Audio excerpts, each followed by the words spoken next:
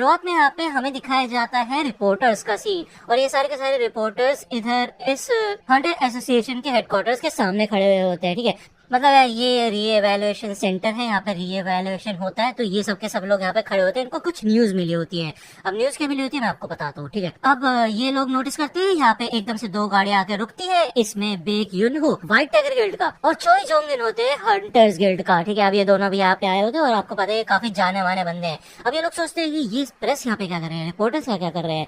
तो रिपोर्टर्स इन दोनों से पूछते हैं कि क्या आप लोग भी ली मिनसुंग को रिक्रूट करने के लिए आए हैं। तो ये दोनों ही साफ साफ मना कर देते हैं कि इनका कुछ और ही पर्पस है, ये लोग किसी और काम से यहाँ पे आए हैं। ओके, अब ये दोनों यहाँ पे बात करने लग जाते हैं कि कैसे जिन्हों ने इन दोनों की ही गिल्ड्स की मदद की है। ओके, और ये दोनों का ही मेन मोटिव होता है कि ये संग जिन्हों को अपने गिल्ड में किसी तरह शामिल कर पाए। इन दोनों के बीच में वही काफी 36 का आंकड़ा हो जाता है इस चक्कर में। ओके, तभी यहाँ पे फील्ड गिल्ड का मास्टर आता है। ठीक है, और वो कहते हैं कि अगर तुम ली मिनसुंग को यहाँ पे रिक्रूट करने नहीं आए तो तुम्हारा और क्या मतलब हो सकता है। तो यार ये दोनों गुस्से में बोलते हैं कि अबे क्या फर्क पड़ता है उसका नाम क्या हो, ली मिनसुंग मेरे को कोई फर्क नहीं पड़ता। ठीक है ना। ये बंदा सोचता है कि भाई क्या हो गया, इन दोनों को काफी सिंक पे है ये लोग।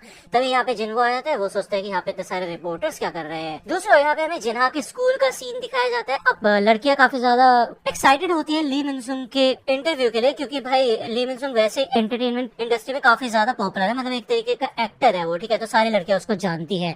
दूसरा यहाँ पे जिन्हा बैठी होती है। ओके, अब यहाँ पे हमें दिखाया जाता है ली मिनसुंग के इंटरव्यू का सीन। तो बेसिकली वो बताता है कि यार वो एक हंटर की तरह अवेकन हो चुका है और आज से ही वो यहाँ पे डिसीजन ले रहा है कि वो एक हंटर बनेगा और लोगों की मदद करेगा। शायद ये उसकी किस्मत में लिखा है, वो अपनी इस किस्मत को आजमाना चाहता है। वो मिस्टर लिम टाइग्यू के साथ मिलकर काम करेगा, जो कि गिल्ड मास्टर है रीपर गिल्ड के। ठीक है, अब यार ये रिपोर्टर्स तो सोचते क्या बात है यार, ये बंदा एंटरटेनमेंट इंडस्ट्री में है और इतने मजे में रह रहा था, लेकिन अब यहाँ पे हंटर बन के अपनी जान खतरे में डालेगा और अभी तक तो उसको ये भी नहीं पता कि इसकी रैंक कौन सी है। ये तो काफी कमाल की बात है यार, तो ये काफी बड़ी बात है कहने के लिए। लेकिन ली मिनसुंग को पहले से पता होता है कि उसकी रैंक ए होने वाली, क्योंकि उसको पहले ही न्यूज मिल गई थी। ओके, उसका कॉन्ट्रैक्ट है रीपर्स के साथ कि 2 साल तक उसे उनके साथ काम करना है और हंटिंग करनी है। ओके, और इस दौरान उसका पूरा इंप्रेशन भी ठीक हो जाएगा और बेसिकली उसका नाम भी काफी ज्यादा पॉपुलर हो जाएगा।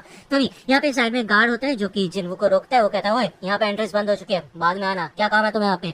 तो जिन्हो कहता है आज इवैल्यूएशन होने वाला है मेरा। तो मिनसुंग मन में कहता है कि ये बेवकूफ कौन है और कर क्या रहे हैं यहाँ पे। तो ये गार्ड कहता है कि ओए एंट्रेंस क्लोज है, तुम्हें समझ नहीं आ रहा। तभी पीछे से गोगुनी आता है, वो कहता है कि मुझे नहीं लगता एंट्रेंस क्लोज है, ये नौजवान मेरा गेस्ट है तो इसको अंदर आने दो। ओके, और वैसे भी मैंने तुम लोगों को कहा था ना कि इस टाइम कोई भी प्रेस कॉन्फ्रेंस मत रखना। तो गुनी यहाँ पे जिन्हो को अपने साथ लेके अंदर चला जाता है और मिनसुंग कहता है कि चलो फिर ठीक है, मैं एक बार अंदर जाके पूछ के आ जाता हूँ अपना शेड्यूल। लेकिन अंदर जाए उससे पहले यहाँ पे जिनचुल आके खड़ा हो जाता है। वो कहता है कि अभी किसी और का रीअसेसमेंट चल रहा है, ठीक है, तो तुम्हें थोड़ा वेट करना पड़ेगा। तो मिनसुंग कहता है ओए तुम्हें पता है ना कि मैं हूँ कौन, एक शब्द बस और उसके बाद तुम्हारी नौकरी चली जाएगी। जिनचुल कहता है कि मुझे घंटा फर्क नहीं पड़ता तुम कौन हो, ठीक है, लेकिन मुझे तुम्हारा ये एटीट्यूड बिल्कुल पसंद नहीं आ रहा।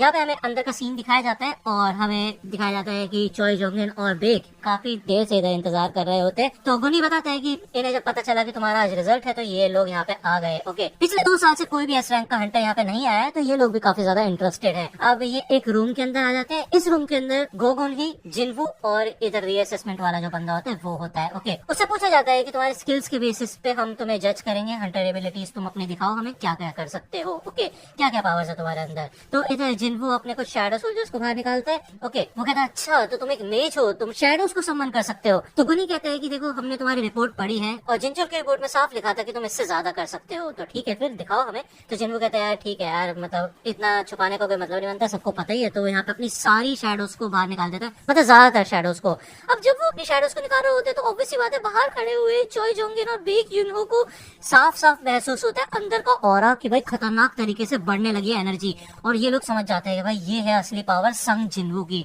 और जिन्हो कहता है कि अभी ऐसे और 100 सोल्जर्स को मैं बाहर निकाल सकता हूँ। तो भाई ये देख के यहाँ पे हो जाता है कंफर्म, ठीक है, कि भाई काफी कमाल का है जिन्हो। उसको उसकी नई हंटर आईडी मिल जाती है कि वो एक एस रैंक का हंटर बन चुका है ऑफिशियली।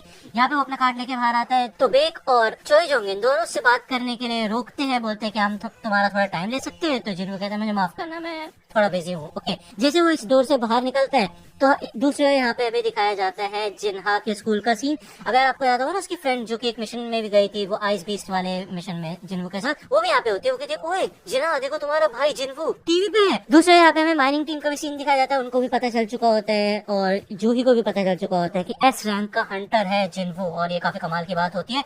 और बेसिकली मिनसुंग के तो वाट लग जाती क्योंकि उसने इतनी सारी भीड़ अपने लिए इकट्ठा की थी और ये सारे के सारे बंदे भाग चुके होते हैं जिन्हू के लिए। ओके, और ये काफी बड़ी बात है कि भाई वो एक एस रैंक का हंटर बना क्योंकि काफी समय बाद कोई एस रैंक का हंटर आया। दूसरी बार यहाँ पे हमें जिन्हो का सीन दिखाया जाता है जो कि अपने डैड से मिलने के लिए आता है। ओके, उसके डैड पूछते हैं कि क्या तुम सक्सेसफुल हुए, तो जिन्हो बताता है कि नहीं, मैं अनसक्सेसफुल हुआ, मैं उनको अपने गिल्ड में शामिल करने के लिए नहीं मना पाया। तो यहाँ पे हमें पहले का सीन दिखाया जाता है जब उसने जिन्हो से बात की, तो जिन्हो से यही बताता है कि देखो मैं और भी ज्यादा ताकतवर बनना चाहता हूँ और अगर मैं किसी भी ऑर्गेनाइजेशन को ज्वाइन करूंगा ना तो वो मेरे रास्ते में आएगा फिर, ठीक है ना, तो मैं ऐसा नहीं कर सकता। जिन्हो अपने डैड को बताता है कि जिन्हो ने उसको कहा कि वो उसके साथ ज्वाइन हो जाए, ठीक है, तो उसके डैड को काफी गुस्सा आता है। वो कहता है कि एक तो तुम मेरे पास आए और तुमने अपने भाई की जगह छीनने की कोशिश की, ठीक है, उसके बाद अब तुम कह रहे हो कि तुम्हें इस चीज से कोई फर्क नहीं पड़ता, तुम उसके लिए काम करना चाहते हो। तो जिन्हो सोचता है वो सारे पल जो कि उसने जिन्हो के साथ बिताए थे, तो वो कहता है हाँ मैं जरूर मिस्टर संग के साथ काम करना चाहूंगा। दूसरा यहाँ पे हमें जिन्हो का सीन दिखाया जाता है। अब वो यहाँ पे भाई काफी ज्यादा कंफ्यूज हो चुका होता है क्योंकि इतनी सारी मीडिया होती है यहाँ पे। तो बेक उसे कहते हैं कि हे यहाँ पे ये सब तुम्हारा दिमाग खा जाएंगे, तो चलो तुम्हारे घर छोड़ देते हैं हम तुम्हें, ठीक है। तो जिन्हो यहाँ पे भाई एकदम से पलक झपकते गायब हो जाता है और इन सबके पीछे आ जाते हैं रिपोर्टर्स के, ठीक है। चौधरी दिन कहते क्या बात है यार, ये बंदा एक मैजिशियन होने के साथ साथ फिजिकली भी काफी तगड़ा है कि नहीं बेक। लेकिन बेक तो यहाँ पे भाई काफी खतरनाक तरीके से शॉक हो जाता है। वो कहते इतना फास्ट, मैं भाई अपनी आंखों से पकड़ भी नहीं पाया उसको। मतलब पिछली बार जब मैं उससे मिला था वो इतना ताकतवर नहीं था, अब और भी ज्यादा ताकतवर हो गया क्या, ऐसा कैसे हो सकता है भाई। तो भाई अब जिन्हो के पास एस रैंक की आइडिया आ चुकी है, तो अब वो महंगे महंगे टूल्स को भी खरीद सकता है। ओके, अपने उस ऑर्ब को भी बेच सकता है, उसके ऊपर कोई शक नहीं करेगा, ठीक है। तो यहाँ पे वो हंटर्स ऑक्शन नाम की एक बिल्डिंग में आता है। ओके, ये शॉप होती है, शॉप ही मान लो, ठीक है। यहाँ पे बंदे मतलब इक्विपमेंट्स खरीद सकते हैं। जिन्हों बता देता है कि उसको एक ऐसे डंजन के लिए टूल्स चाहिए जो कि काफी ज्यादा गर्म है, तो हीट से बचने के लिए और आग वाले अटैक से बचने के लिए। तो ये बंदा एक केप दिखाता है जो कि वो अपने कपड़ों के ऊपर पहन सकते हैं और एक रिंग जो कि आसानी से हाथों में पहनी जा सकती है, और ये दोनों ही काफी कमाल की होती है, ठीक है। जिन्हों कहते हैं इसका प्राइस क्या है, तो ये बंदा प्राइस बताता है। तो जिन्हों कहता है क्या कुछ डिस्काउंट नहीं हो सकता क्या, तो ये कहते हैं कि सॉरी सर कोई डिस्काउंट नहीं हो सकता, यहाँ पे जो भी चीजें हैं वो फिक्स प्राइस पे है। लेकिन हाँ एक चीज है, अगर आप ये ग्लास तोड़ेंगे तो आपको शायद फ्री में मिल जाए ये सारी की सारी चीजें, ठीक है ना। वैसे तो ए रैंक के नीचे के हंटर्स इसको हिला भी नहीं सकते, तो कोई दिक्कत वाली बात नहीं है। तो जिन्हों मन में कहता है वैसे कुछ तो मैजिक पावर सेंस हो रही है मेरे को, और देखते हैं, ठीक है, फिर ट्राई करके देखते हुए यहाँ पे पूरी तरह से तैयार हो जाता है इसको तोड़ने के लिए। लेकिन ये बंदा उसे रोक देता है। वो कहता है अरे सर मैं मजाक कर रहा था, बस शायद मेरी गलती है कि मैंने मजाक को ज्यादा ही लंबा खींच दिया, मुझे माफ कीजिएगा प्लीज। तो जिन्हों कहता है ओह अच्छा ऐसी बात है क्या, चलो ठीक है, फिर मेरे को थोड़े डैगर्स वगैरह दिखा दो। तो साइड में से एक बंदा आता है, कहता है ठीक है सर मैं आपको वेपन्स दिखाता हूँ। अभी बंदा जो खड़ा होता है पहले से वो देखता है कि यार यहाँ पे इस ग्लास केज के अंदर ना क्रैक आ चुका होता है। वो कहता है यार ऐसा कैसे हो सकता है, इस बंदे ने तो उसको टच भी नहीं किया, मतलब क्या चल रहा है भाई। दूसरा यहाँ पे हमें डैगर्स दिखाए जाते हैं। ओके, अब यार एक डैगर की कीमत ही बहुत ज्यादा होती है, हद से ज्यादा होती है। तो जिनको शौक हो जाते हैं, अब वो सोचते हैं कि यार इसकी तो कसाका वाला जो डैगर था ना उसकी जितनी होगी भाई एबिलिटी, तो यार क्या ही मतलब बनता है कि नहीं। तो यहाँ पे अपना एक डैगर निकाल के दिखाते हैं और इसकी कीमत ये सेल्समैन काफी ज्यादा बताता है। इसे देख के यहाँ पे जिनको शौक हो जाता है और उसे समझ आ जाता है कि भाई यार वो जो डैगर ये 100 मिलियन का बता रहा है ना, असलियत में जिन्होंने 2.8 मिलियन का गोल्ड में लिया था। तो ऑब्वियसली बात है उसको यहाँ पे अपनी वाली चीजें बेचनी नहीं चाहिए और जो स्पेयर ऑफ एवरेस्ट है उसको अपने साथ ही रखना चाहिए, ठीक है। यहाँ पे रात हो जाती है, हमें बेकियोनो का सीन दिखाया जाता है। वो मन में यही सोचता है कि भाई ऐसा कैसे हो सकता है भाई कि ये बंदा इतना ज्यादा ताकतवर कैसे हो गया, इसकी रीअवेकनिंग तो हो जानी चाहिए थी ना, मतलब खत्म हो जानी चाहिए थी, उसके बाद भी इसकी पावर बढ़ती जा रही है। कहीं ऐसा तो नहीं कि ये बंदा ऐसा हंटर है जो कि हमेशा रीअवेकन होता रह सकता है और ज्यादा ताकतवर बनते रह सकता है। दूसरा यहाँ पे हमें सुबह का सीन दिखाया जाता है जिन्हा के घर का, और जिन्हा यहाँ पे खिड़की से बाहर देखती है और वो फाइनली चैन की सांस लेती है कि उनके घर के बाहर कोई भी रिपोर्टर नहीं है,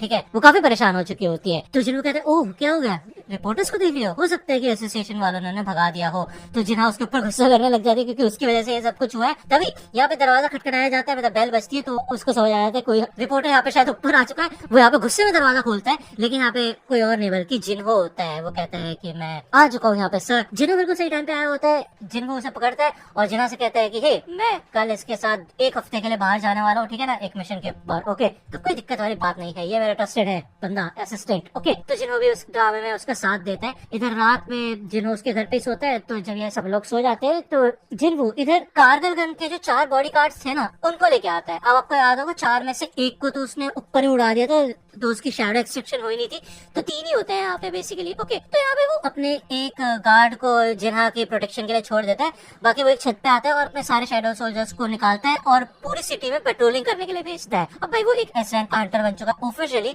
तो भाई सिटी में भी जो भाई मार धाड़ हो रही होगी या फिर कहीं पे भी कुछ भी बीस्ट होता है, फिर कोई भी प्रॉब्लम होती है, तो जिन्हू का हक बनता है उससे निपटना। ओके, यहाँ पे अगली सुबह जिन्हू के साथ जाता है, बेसिकली जिन्हू उसे छोड़ता है उस बिल्डिंग के पास, ठीक है, जहाँ पे अपना डीमन कासल है। ओके, अब जिन्हू यहाँ पे जिन्हू से पूछते हैं कि आपने कल कहा था कि आप 1 हफ्ते के लिए जा रहे हैं, तो यार मतलब इतनी ज्यादा मेहनत। तो जिन्हू कहते हैं इसे मान लो एक ट्रेनिंग की तरह है ये। तो जिन्हू कहता है कि आप तो ऑलरेडी एस रैंक के अंडर बन चुके हैं ना, और कितनी ट्रेनिंग करेंगे। तो जिन्हू कहता है करना तो पड़ेगा। तो फाइनली ये लोग यहाँ पे आ जाते हैं।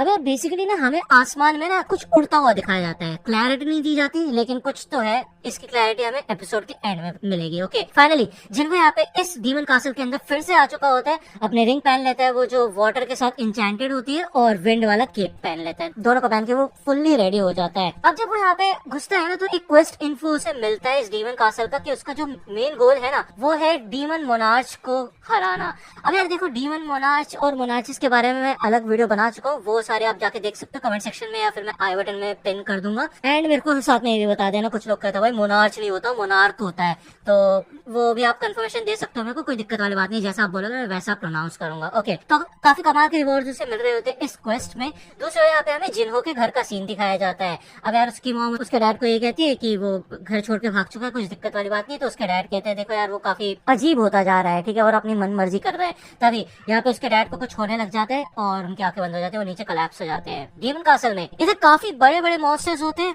और टस्क को यहाँ पे वो इस ऑर्ब को देता है, और भाई टस्क इस ऑर्ब का इस्तेमाल करके ना काफी खतरनाक अटैक करता है इस बड़े से मॉन्स्टर पे, और उसकी चिथड़े उड़ा के रख देता है। तो जिनको समझ आ जाता है कि भाई ये काफी कमाल की चीज है, और स्फेयर ऑफ एफेरिस को उसे टस्क के हाथ में रखना चाहिए। ओके, यहाँ पे हमें हॉस्पिटल का सीन दिखाया जाता है, और डॉक्टर बताते हैं कि जिन्हो के डैड को इटर्नल स्लीप डिजीज हो चुका है, यानी कि जो आसपास अगर मैजिकल बीस्ट वगैरह होते हैं ना, या फिर हंटर्स ज्यादा होते हैं, तो उनकी जो एनर्जी होती है ना, उससे जिन्हो के डैड को कोई प्रोटेक्शन नहीं है, मतलब रेजिस्टेंट नहीं है वो उस चीज के। ओके ना, तो डॉक्टर उनसे पूछते हैं कि आसपास आपके क्या कोई हंटर रहते हैं, तो जिन्हो के डैड बताते हैं कि हाँ उनका बेटा एक हंटर है। ओके, अब वो सोचता है यार जिन्हो का डैड की ऐसा कैसे हो सकता है कि एक मैजिकल दुनिया के अंदर उसके अंदर यही पावर नहीं है कि वो मैजिक को रेजिस्ट कर पाए, तो ये तो काफी बेकार चीज है। मतलब बेसिकली एक तरीके से दुनिया ने ही उसको लात मार के बाहर निकाल दिया है। ओके, यहाँ पे हमें कुछ हंटर्स का सीन दिखाया जाता है जो कि पेट्रोलिंग कर रहे होते हैं, और ये लोग जब यहाँ पे आते हैं ना, तो ये देखते हैं कि सामने कोई खड़ा हुआ है, और भाई ये तो मानोगे नहीं कि जो जेजू आइलैंड वाले आंट्स है ना, जो उड़ना सीख गई थी, ये वो पहले आंट है मेरे ख्याल से जो यहाँ पे आ चुके हैं। ओ भाई मतलब तुम समझ रहे हो, ये काफी खतरनाक सिचुएशन है, क्योंकि भाई जेजू आइलैंड आग इतनी खतरनाक आग है ना, इन लोगों ने नाक में दम कर दिया पुराने एस रैंक के हंटर्स को। भाई चोई जोंगिन बार बार जाता हार के आ जाता अपनी टीम के साथ, तो भाई यहाँ से खतरनाक चीजें शुरू होने वाली है। और भाई मैं बता रहा हूँ ये सीजन पीक होने वाला है। अब यहाँ पे हमें डीमन कासल के अंदर का सीन दिखाया जाता है। अब यहाँ पे बेसिकली जिन्होंने अपनी 4-5 टीम्स को भेजा था अलग अलग जगहों पे, ठीक है, और 2 गार्ड्स को अपने साथ रखा हुआ है उसने, ठीक है। इस लेवल के ऊपर उसकी ज्यादा फास्ट प्रोग्रेस हो नहीं पा रही होती है, और एकदम से उसकी ज्यादातर शैडोज में डिस्ट्रॉय होना शुरू हो जाती है, और ये हायरार्की स्क्वाड ए वाली आर्मी को वो देख रहा होता है कि ये लोग बहुत जल्दी मर रहे हैं, तो हो सकता है कोई ऐसी चीज है जो जानबूझ के इनको टारगेट कर रही है। ओके, वो यहाँ पे अपना पूरा प्लान जमीन पे बनाता है कि उसने किस किस बंदे को कहाँ कहाँ रखा है। तो बेसिकली वो जो भी चीज है वो सबसे कमजोर सोल्जर्स को पहले टारगेट कर रही है। इसका तो ये है कि उन लोगों के अंदर सोचने समझने की शक्ति है, और काफी खतरनाक दुश्मन है, इस हिसाब से ये लोग आइस बेयर के ऊपर पहले हमला करेंगे। अब यहाँ पे कुछ नहीं डीमन नाइट्स करके होते हैं, मतलब, और ये आके ना काफी खतरनाक अटैक वगैरह करना शुरू कर देते हैं। जिन्हों यहाँ पे इनविजिबल होते हैं और देख रहे होते हैं सारी की सारी चीजें, और तभी वो सामने आ जाता है। अब ये मैजिक बीस्ट सोल्जर्स होते हैं, और ये सबके सब आके जिन्हों के ऊपर हमला करते हैं, और फाइनली जिन्हों इनसे लड़ने के लिए तैयार हो जाता है। ठीक है, तो काफी कमाल का एपिसोड था ये। इसके अंदर हमारा इंट्रोडक्शन हुआ मोनार्चिस के साथ, और जेजो आइलैंड का पहला पीक हमें दिखेगा, स्नीक पीक। ओके, ठीक है, अगर वीडियो पसंद आई तो लाइक करना, सब्सक्राइब कर लो, अगर चैनल पे नए हो तो। मिलता हूँ आपसे अगले वीडियो में, तब तक के लिए गुड बाय।